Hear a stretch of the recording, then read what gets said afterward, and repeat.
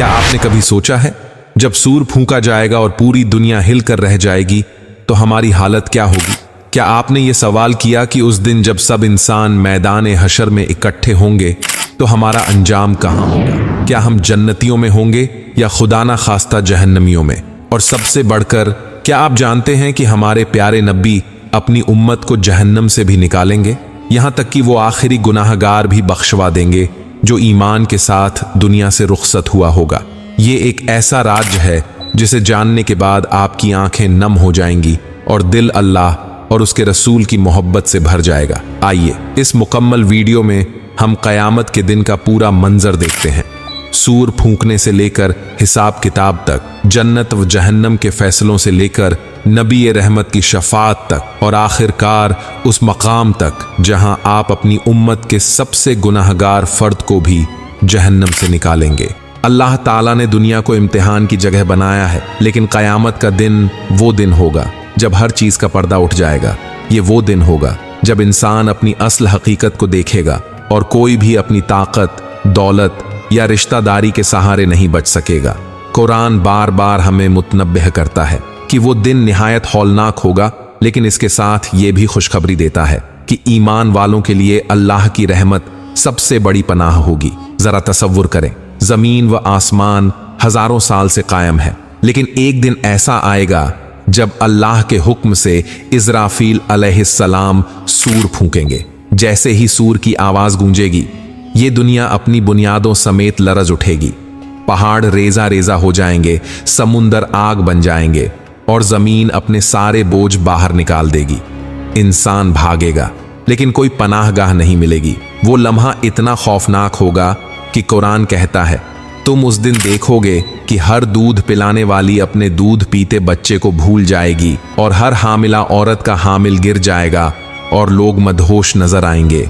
हालांकि वो नशे में नहीं होंगे, बल्कि अल्लाह का अजाब सख्त होगा। सोचिए, ये कैसा दिन होगा जब सूरज अपने करीब कर दिया जाएगा, जब आसमान ऐसे फट जाएगा जैसे पुराना कागज, और जब जमीन एक खुली किताब की तरह हो जाएगी जिसमें हर इंसान के आमाल लिखे होंगे। उस दिन किसी के छोटे या बड़े अमल को नजरअंदाज नहीं किया जाएगा, हर चीज सामने लाई जाएगी। उस वक्त इंसान अपनी जिंदगी के हर लम्हे को याद करेगा। वो सोचेगा, काश दुनिया में कुछ नेक अमल कर लेता, काश नमाज को अहमियत देता, काश कुरान को वक्त देता, काश दूसरों के हकूक़ अदा करता। लेकिन अफसोस, उस दिन का कोई वापस आने का मौका नहीं होगा। ये मंजर ही इंसान के दिल को हिला देने के लिए काफ़ी है। लेकिन ये कहानी यहाँ ख़त्म नहीं होती। जब सब लोग कब्रों से उठाए जाएंगे, वो सीधे एक ही मैदान में जमा होंगे। उस मैदान को मैदान हश्र कहा जाता है। सूरज सरों के बिल्कुल करीब होगा। गर्मी इतनी शदीद होगी कि पसीना लोगों के जिस्मों को ढांप लेगा। कोई घुटनों तक पसीने में होगा, कोई सीने तक, और कोई अपने आमाल के हिसाब से पूरा पसीने में डूबा होगा। उस दिन कोई किसी को नहीं पहचानेगा। भाई भाई से भागेगा, माँ अपने बेटे को छोड़ देगी और बेटा अपने वालिदैन को भूल जाएगा। लेकिन ऐसे वक्त में एक ही सहारा होगा, अल्लाह की रहमत और हमारे प्यारे नबी की शफात। ये सोचकर दिल को सुकून मिलता है कि वो दिन जितना भी सख्त होगा, नबी करीम अपनी उम्मत को तन्हा नहीं छोड़ेंगे। आप सबसे पहले कब्र से उठेंगे, सबसे पहले मैदान हश्र में पहुंचेंगे और सबसे पहले अल्लाह ताला के हुजूर सजदा करके अपनी उम्मत के लिए दुआ करेंगे। क्या ये मोहब्बत हमारी आंखों को नम करने के लिए काफी नहीं है? जरा सोचिए, हम वही उम्मत हैं जिनके लिए नबी रातों को जाग जाग कर दुआ करते रहे। आप बार बार अल्लाह से अर्ज करते, या अल्लाह मेरी उम्मत को बख्श दे, मेरी उम्मत पर रहम फरमा। ये पहला मंजर है क़यामत का, एक याद दहानी कि दुनिया कितनी फानी है और आखिरत कितनी बड़ी हकीकत। ये पाठ हमें झंझोड़ता है कि हम अभी भी दुनिया में हैं, अभी भी वक़्त है, अभी भी नमाज कायम कर सकते हैं, तौबा कर सकते हैं, हकूकुल इबाद अदा कर सकते हैं और सबसे बढ़कर अपने रब के साथ ताल्लुक मजबूत कर सकते हैं, क्योंकि वो दिन आने वाला है और उस दिन हमारी कामयाबी सिर्फ ईमान, आमाल सालिहा और नबी की शफात के साथ मुमकिन है। क़यामत के दिन सब इंसान एक ही मैदान में खड़े होंगे।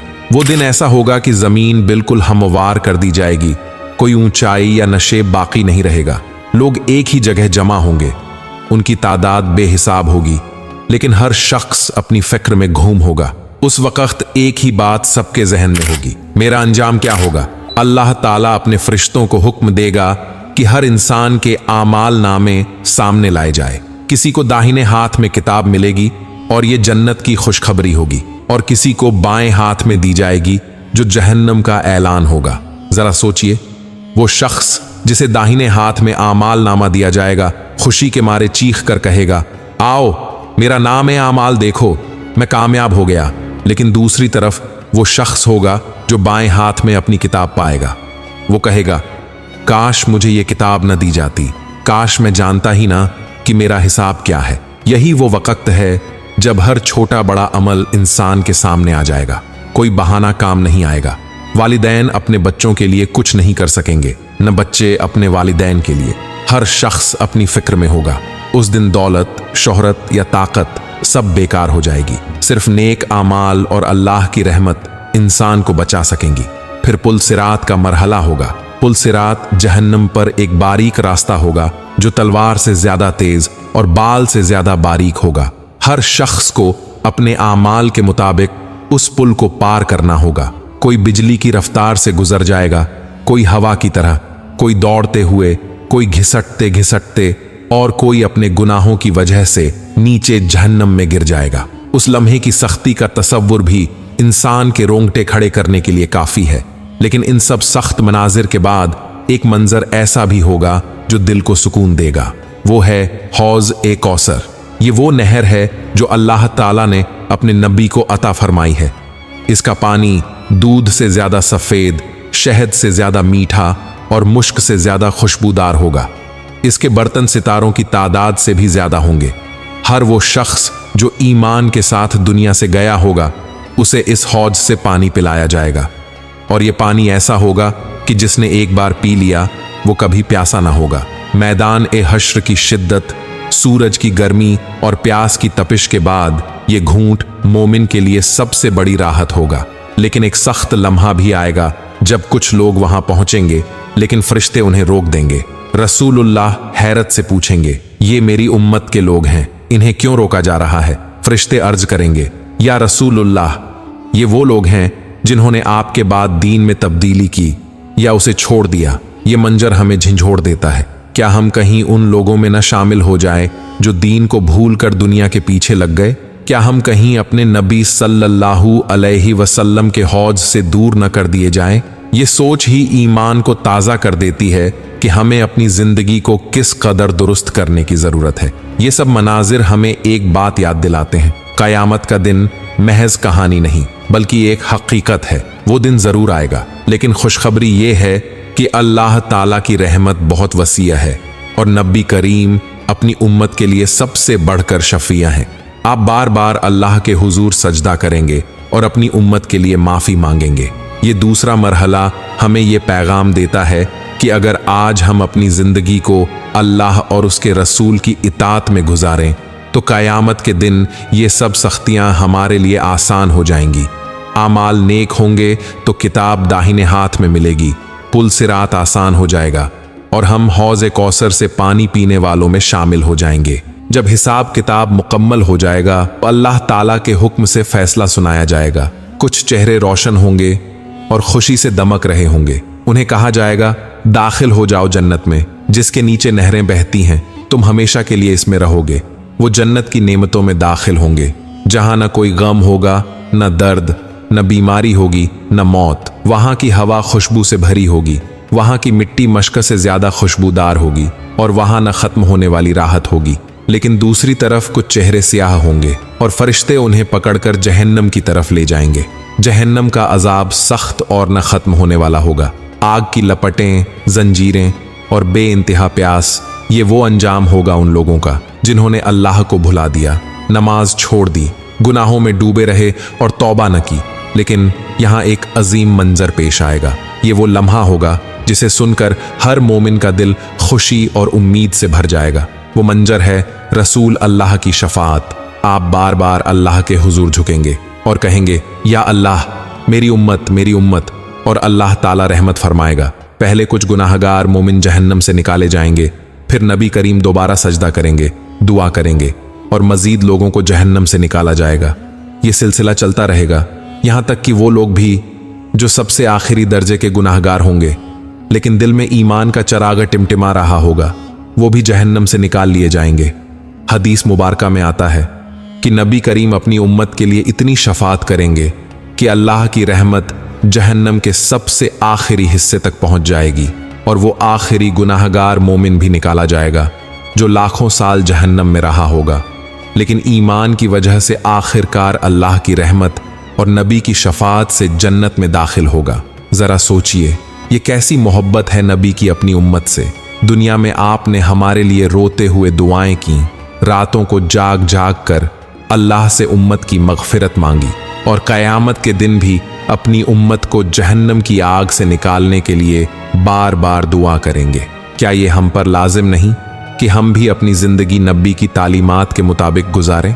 ये मंजर हमें एक सबक देता है कि गुनाह कितने ही बड़े क्यों न हो, जब तक ईमान बाकी है नजात मुमकिन है। लेकिन क्या ये अक्लमंदी है कि हम गुनाहों पर कायम रहें और शफात पर भरोसा करते रहें? असल कामयाबी ये है कि हम दुनिया में ही अपनी जिंदगी को अल्लाह और उसके रसूल के हुक्म के मुताबिक ढाल लें ताकि क़यामत के दिन आसानी हो। भाइयों और बहनों, ये मुकम्मल सिलसिला क़यामत के दिन के हौलनाक मंजर, हिसाब व किताब, पुल सिरात, हौज़े कौसर और आखिर में रसूल अल्लाह की शफात हमें याद दिलाता है कि जिंदगी का असल मकसद आखिरत की तैयारी है। आइए आज ही फैसला करें कि अपनी नमाज को कायम करें, कुरान से तल्लुक जोड़ें, माँ बाप की खिदमत करें, हलाल कमाई करें, झूठ, जुल्म और गुनाहों से बचें। ये सब छोटे छोटे आमाल क़यामत के दिन हमारे लिए रोशनी बनेंगे। प्यारे दोस्तों, ये वीडियो आप तक पहुंची हो बाय दिन चैनल के जरिए। हमारा मकसद यही है कि हम सब मिलकर दीन की बातों को समझें, याद रखें और अपनी जिंदगी में अमल करें। दुनिया चंद दिन की है लेकिन आखिरत हमेशा के लिए है। मैं अपने तमाम नाजरीन के लिए दुआ करता हूं, अल्लाह ताला आप सबके दिलों को ईमान की रोशनी से भर दे, आपके गुनाहों को माफ फरमाए, आपको दुनिया और आखिरत में कामयाबी अता करे और क़यामत के दिन नबी करीम के हौज़े कौसर से पानी पीने वालों में शामिल करे। या अल्लाह, जो ये वीडियो देख रहा है उसके दिल में अपने दीन की मोहब्बत पैदा फरमा, उसकी जिंदगी को आसान बना दे, उसके गुनाहों को माफ फरमा, क़यामत के दिन नबी करीम की शफात नसीब फरमा।